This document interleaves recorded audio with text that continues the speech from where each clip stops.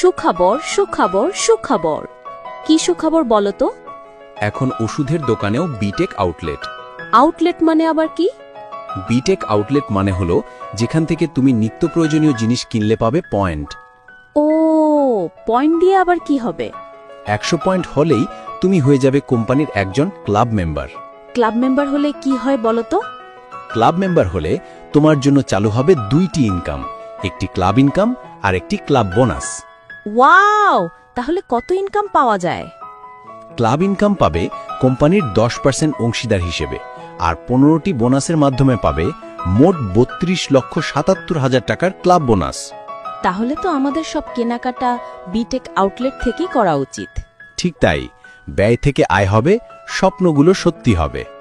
আরও জানতে ভিজিট করুন www.btech24.com।